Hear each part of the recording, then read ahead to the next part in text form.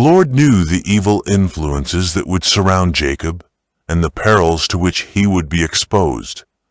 In mercy, he opened up the future before the repentant fugitive, that he might understand the divine purpose with reference to himself and be prepared to resist the temptations that would surely come to him when alone amid idolaters and scheming men.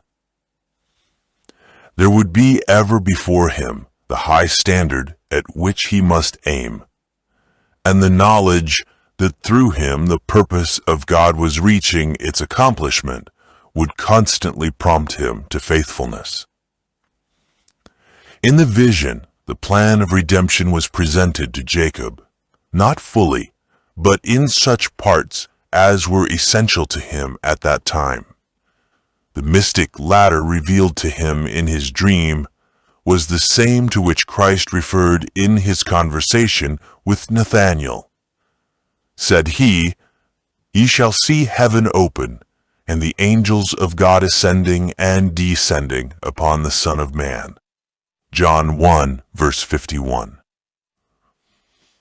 Up to the time of man's rebellion against the government of God, there had been free communion between God and man.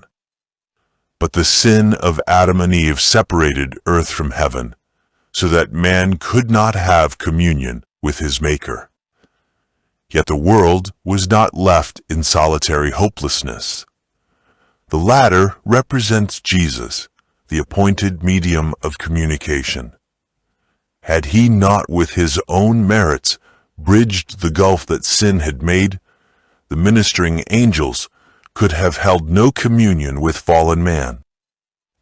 Christ connects man in his weakness and helplessness with the source of infinite power.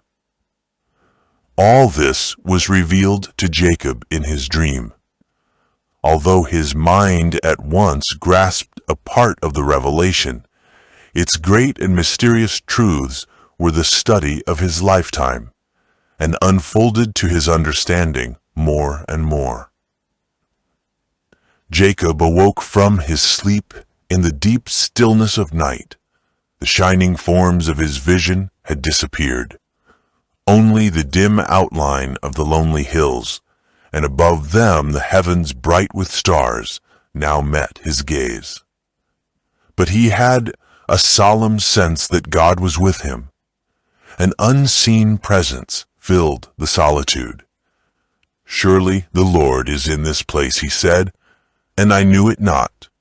This is none other but the house of God, and this is the gate of heaven."